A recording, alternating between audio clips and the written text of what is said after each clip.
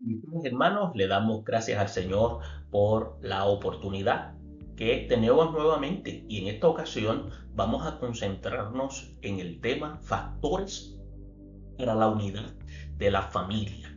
Y en esta lección vamos a estar concentrados en varios libros de las Sagradas Escrituras. Vamos a hablar de Proverbios, el capítulo 15 del versículo 1 al 2. También vamos a utilizar el evangelista Mateo en el capítulo 18, versículos 15, 16, 21 y 22. Y pasamos al evangelista Marcos en el capítulo 3, versículos 24 y 25. También al apóstol Juan, capítulo 15, versículos 12, 14 y 17, y la carta del apóstol Pablo a los de la iglesia de Éfeso. En este estudio vamos a estar presentando estos documentos bíblicos para presentar los factores para la unidad. Señala, o el pensamiento central señala, que para que una familia permanezca unida, necesita la comunicación, el amor y el perdón. Constituyen ser lo que podríamos indicar nosotros como pilares importantes en el proceso de poder sostener constantemente la relación familiar. En una ocasión estuvimos hablando también de pilares en una relación de familia en la cual incluye también el amor, el respeto, la obediencia y la comprensión. Y en este caso es importante añadir la comunicación y el perdón constituyen ser factores determinantes en este proceso. Por lo tanto, en el pensamiento central ya se establece el elemento clave que es necesario, basado en el análisis bíblico de estos verbos activos que deben estar presentes en el hogar, y especialmente en el hogar que ha proclamado a Cristo como Salvador. Comunicar, amar y perdonar, factores elementales, pero a la misma vez son factores que son olvidados y es necesario tenerlos en consideración porque constituyen ser el rudimento, la base, constituyen ser el factor de fortalecimiento en lo que respecta a este análisis bíblico que vamos a estar trabajando.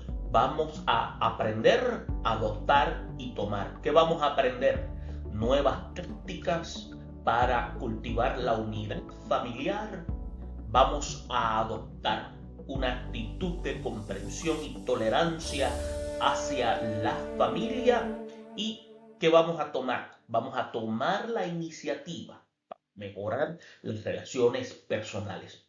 Estos constituyen ser en ejercicios constantes en el hogar cristiano, como señalamos anteriormente, que ha determinado aprender a vivir una vida centrada en las Sagradas Escrituras.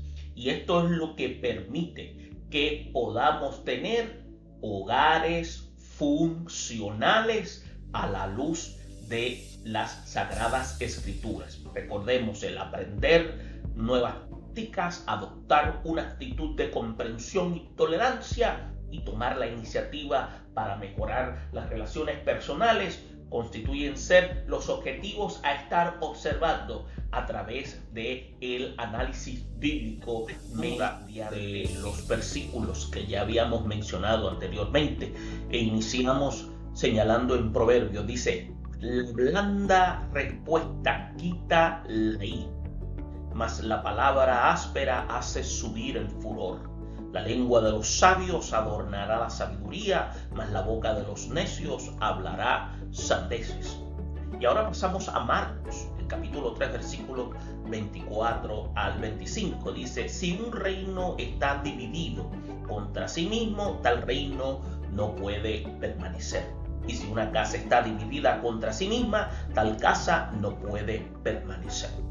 Ahora pasamos a Mateo 18, versículos 15 al 22. Por tanto, si tu hermano peca contra ti, ve y repréndele estando tú y él solos. Si te oyere, has ganado a tu hermano. Mas si no te oyere, toma aún contigo a uno o dos, para que en boca de 2 o 3 testigos conste toda palabra. Entonces se le acercó Pedro y le dijo: Señor, ¿cuántas veces perdonaré a mi hermano que peque contra mí? ¿Hasta 7? Jesús le indicó: no te digo hasta 7, sino aún hasta 70 veces 7. Y cerramos con Juan, el capítulo 15, versículo 14, o mejor dicho, continuamos con Juan. Vosotros sois mis amigos si hacéis lo que yo os mando. Esto os mando, que os améis unos a otros. Ahora cerramos con la carta del apóstol Pablo a los de la iglesia de Éfeso, cuando dice en el capítulo 4, versículo 3: solícitos en guardar la unidad del Espíritu en el vínculo de haber hecho de los versículos. Tenemos que tomar en consideración por lo menos 5 áreas importantes. Vamos a hablar de la importancia de la unidad. Vamos a hablar de cómo conservar la unidad. Vamos a ver los efectos de la comunicación. Vamos a ver los resultados del perdón y cuál es el mandamiento de Cristo. Y todos estos están contenidos en las lecturas que acabamos de realizar. Y vamos a ver que la unidad de la familia es algo que buscan desde los líderes de la iglesia hasta los de las naciones. Una familia fuerte no solo se conserva con capacidad para sostenimiento de sus dependientes, sino también produce ciudadanos, produce miembros de la comunidad cristiana que ya formados. Y por otra parte, la falta de unidad en la familia cristiana conduce a la desintegración de esta y a la desorientación de sus integrantes. Ahora, la familia es una unidad compuesta, es una unidad porque se constituye en una entidad única y privada. Es una unidad compuesta porque en ella hay elementos que provienen de 2, de 4, 8 y más familias, y según van retrocediendo sobre sus canales o raíces en el pasado. Ahora, de ahí que cada uno de sus integrantes posea rasgos y características distintas de los demás. Es por eso que vamos a ver la particularidad, y valga la redundancia, de la familia. Ahora bien, un estudio psicológico de la historia de ambas líneas genealógicas de la familia puede ayudar a los que integran a entenderse mejor. Es por eso que a través de este análisis bíblico se han seleccionado estos pasajes de las Escrituras para señalar algunos factores que pueden contribuir a la comprensión, a la armonía entre miembros de la familia. Y tenemos que reconocer que no hay 2 personas idénticas en el mundo. Cada individuo es distinto de los demás y hay que ver las cosas como Él las ve, para que Él las vea como también nosotros las vemos. Ahora, si no hay ese intercambio, las relaciones de familia pueden ser tensas, en la cual pueden amenazar con romperse en un momento de crisis. Es por eso que a través de este análisis bíblico vamos a tratar de presentar unos aspectos para fomentar esos vínculos de unidad, tales como la unidad, la tolerancia, la comunicación, la sinceridad, el perdón, el amor, que constituyen ser pilares importantes en el hogar. Ahora bien, tenemos que recordar que cuando Jesús hizo estas declaraciones estaba entre 4 puntos. Por un lado, la gente se había agolpado y llenado la casa del Señor en Capernaum para que Él sanara a los enfermos. Ahora, Él acababa de sanar a un ciego y mudo e hizo maravillas que la gente ni siquiera lo dejaba comer. Por otra parte, Jesús estaba con los discípulos, quienes acababa de nombrar para que estuvieran siempre con él en el desarrollo de su ministerio. Un tercer grupo es el que aparece en el versículo 21 cuando dice los suyos. Quizás se refiere a familiares y también posiblemente a amigos. Es por eso que en los versículos 31 y 35 hace mención que habían venido para aprenderle, porque decían, está fuera de sí. Hay que reconocer que sus hermanos no creían en él y que quizás también temieran por su salud y querían llevárselo a su casa y quitarlo de ese alboroto en el que se encontraban. Y esto es bien interesante. Ahora, otro cuarto grupo era el de los fariseos o el de los escribas, que podrían estar allí, procedentes de Jerusalén, los cuales lo acusaban de estar echando fuera demonios con la ayuda de Satanás.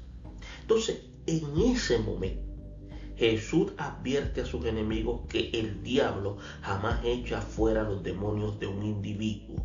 Eso sería igual a decir que el reino de Satanás estaba dividido contra sí. Entonces, esta reprensión que hace Jesús sobre el pecado imperdonable, que hablamos de la blasfemia del Espíritu Santo, que se explica en el versículo 24, que si un reino dividido contra sí mismo, tal reino no puede permanecer, podemos ver entonces en el versículo 25 que usa el mismo argumento con relación a una casa. Nosotros tomamos esta declaración que tomó Jesús, que señaló Jesús, mejor dicho, y lo usamos para hablar de la necesidad que una familia esté unida para que pueda entonces permanecer. Es por eso que las discrepancias y divisiones entre los integrantes de una familia pueden dar lugar al ataque del enemigo de las almas. Lo que pasó con los bueyes y el león ilustra el peligro de no estar unidos. 4 bueyes estaban paciendo en un campo y un león hambriento los estaba persiguiendo, pero sin éxito ninguno, porque juntos lo que hacían era que arremetían contra el león. Entonces usó la táctica de ponerse en medio de ellos para separarlos.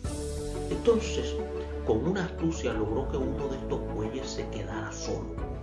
Entonces lo que hizo el león fue que se lanzó sobre él y lo devoró. Entonces Satanás usa estas tácticas para que los miembros de una familia se disgusten y vivan siempre en choques hogareños.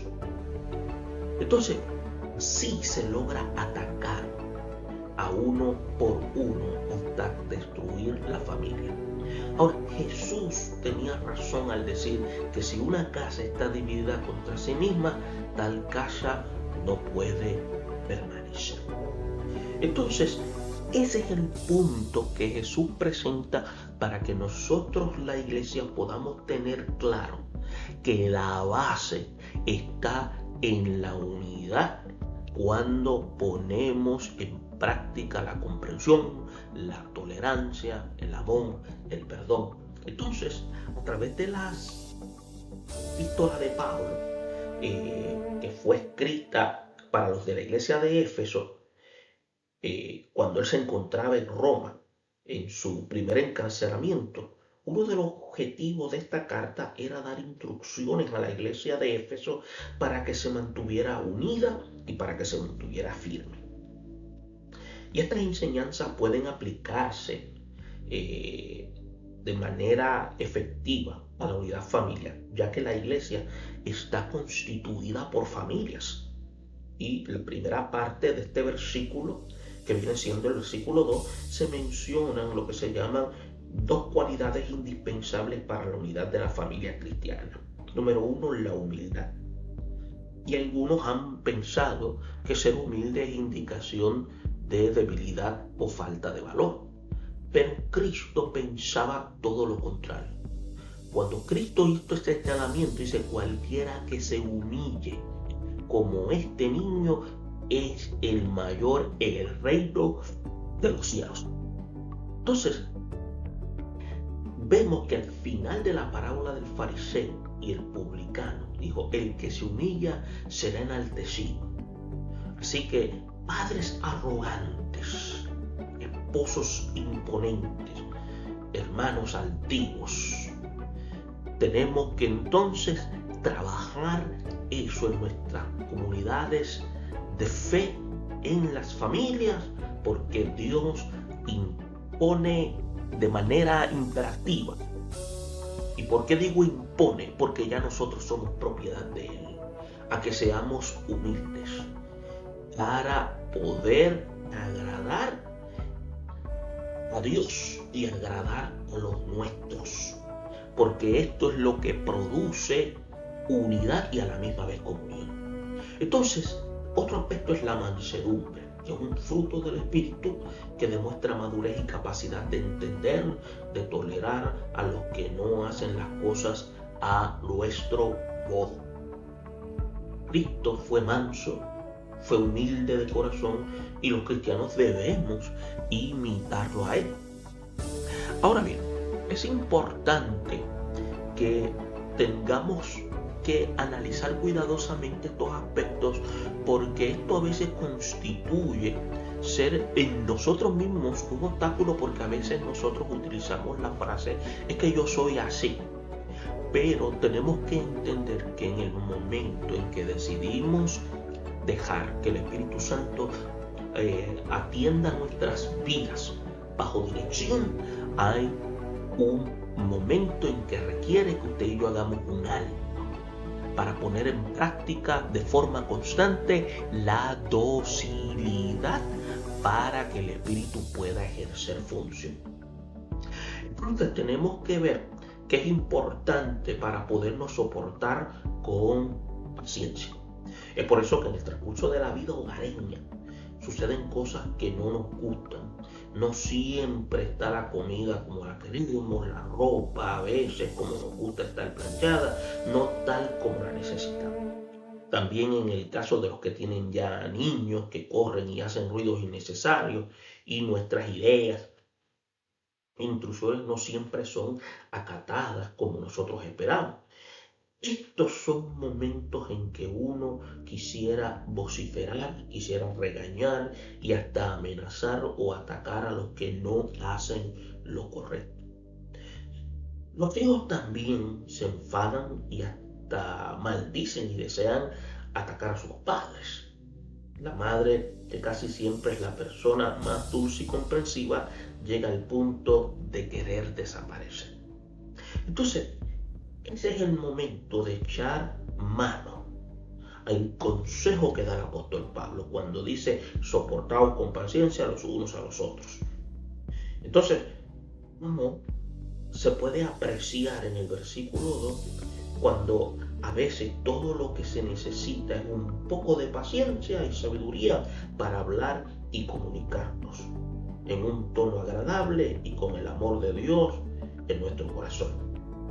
Tenemos que recordar que el camino del mal está a la puerta y los que más peligran son los menos maduros y los menos maduros de nuestra familia. Entonces, la agresividad y el abuso de autoridad hogareña ha llevado a hijos, hermanos y esposos a derroteros y escapes desastrosos.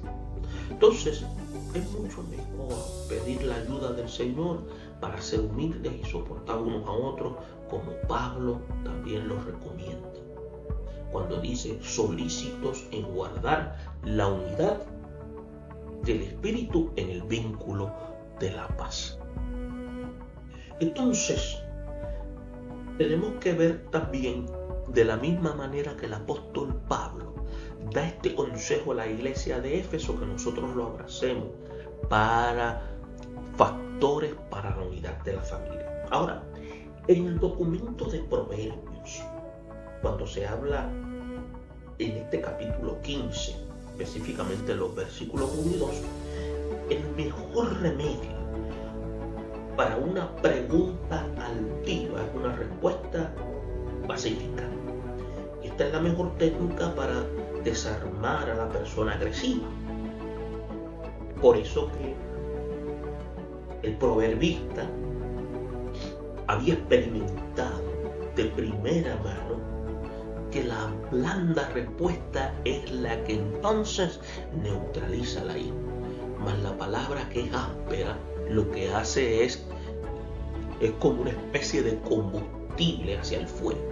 Entonces, esto es un consejo divino para esposos, para hijos, hermanos, esposas en el hogar. Y cuántos problemas podrían evitarse si siguiéramos esta recomendación con alto contenido de sabiduría. Hay otro proverbio que también es recomendado cuando dice: sin leña se apaga el fuego. Si no queremos que una cosa trascienda, cortémosla de inmediato. Por eso solo se puede hacer con palabras sensatas y palabras agradables.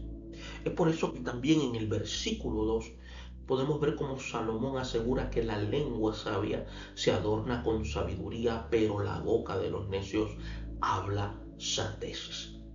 Y cuando dice sandeces, entiéndase también necedades, cosas en la cual después de haberlas dichas, la persona trae consecuencias. Entonces, ¿cómo sería dar más lugar al Espíritu Santo para que nos dé palabra y respuesta agradable de forma continua sobre personas irritadas y agresivas?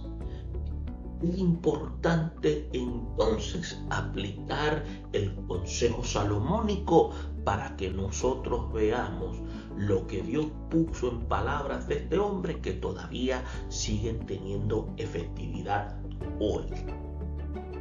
Ahora, en Mateo 18, los versículos 15 y 16, cuando dice: si tu hermano peca contra ti, califica esto como un asunto de relaciones personales, de carácter privado. Entonces, la divulgación del hecho no trae ningún bien. Ahora, lo más recomendable es que la persona que es ofendida hable con su hermano que lo ofendió, ya sea un hermano de sangre o sea un hermano en la fe. Y hay que entender lo que el Señor quiso decir con ve y reprende.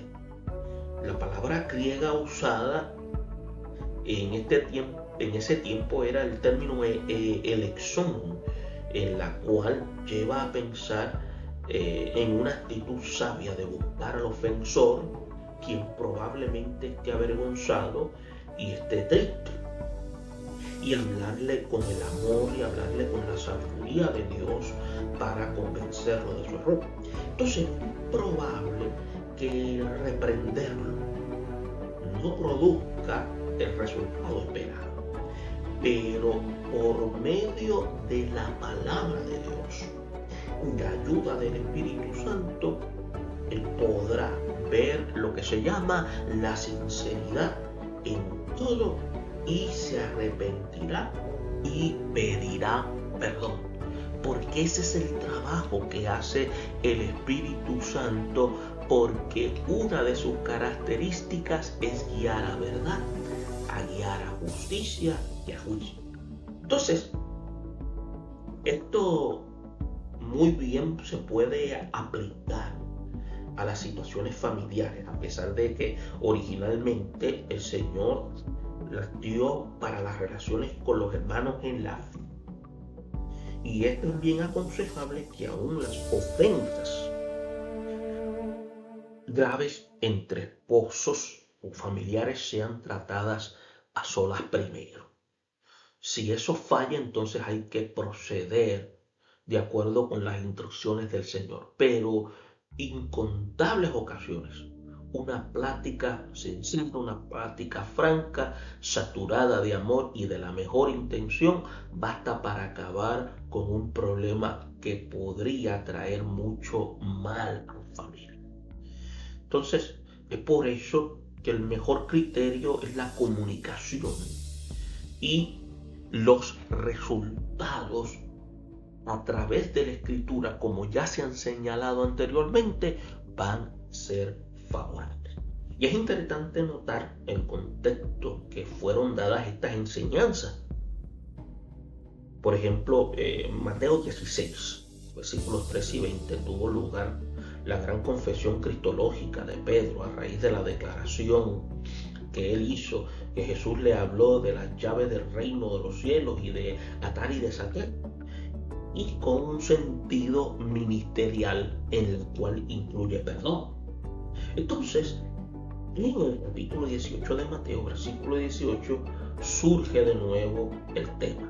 Lo que atéis en la tierra será atado en el cielo, y lo que desatéis en la tierra será desatado en el cielo.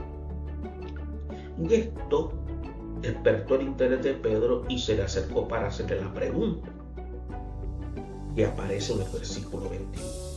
¿Cuántas veces perdonaré a mi hermano que peque contra mí?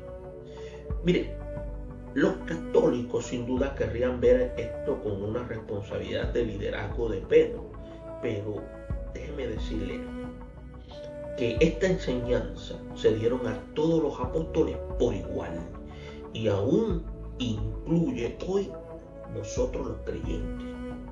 Todos sufrimos ofensas de una vez en cuando y todos tenemos la obligación de perdonar. Entonces, cuando Pedro preguntó acerca del límite del perdón, los judíos se ceñían a la regla rabínica que limitaba el perdón a 3 veces. Y esta quizás era una aplicación incorrecta de lo que decía el profeta Amós en el capítulo 1, versículo 3. Ahora, Pedro, en cambio, quiso extender el límite hasta 7, quizás basándose en el proverbio que aparece en el capítulo 24, versículo 16. Pero usted va a notar cómo Jesús le respondió: no te digo hasta 7, sino hasta 70 veces 7. No se debe tomar esto en el sentido matemático de 490 veces. Eso no es lo que está queriendo decir Jesús.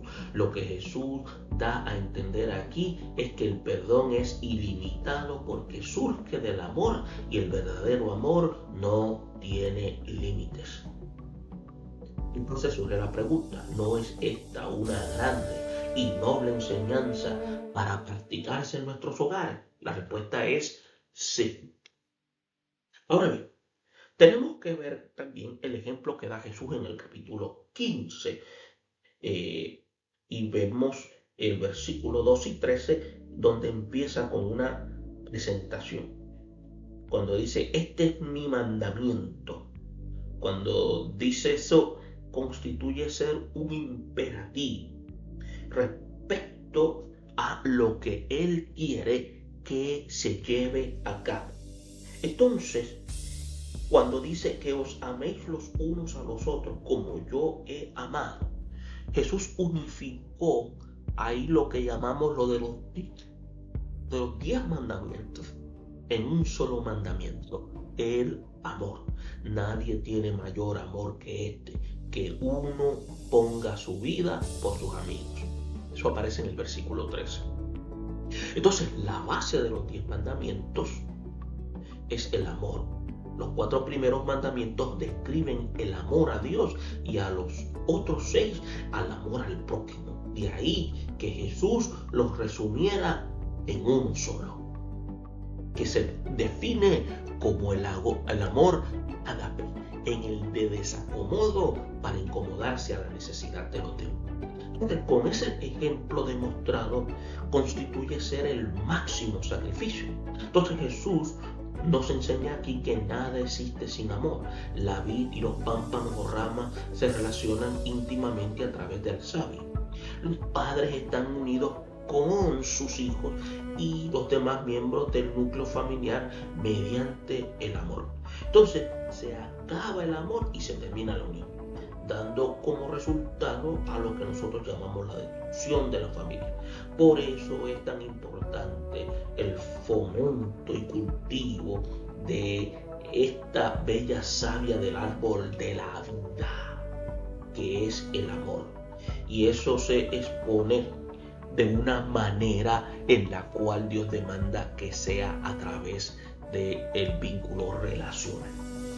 Ahora, ya sabemos que estas declaraciones con relación al resultado del amor que señala Jesús tienen un sentido de carácter cristológico y de carácter eclesiológico. Pero en cierto modo lo que se dice de la iglesia se dice también de la familia y viceversa. Es por eso que el versículo 14 hay una promesa condicional muy interesante.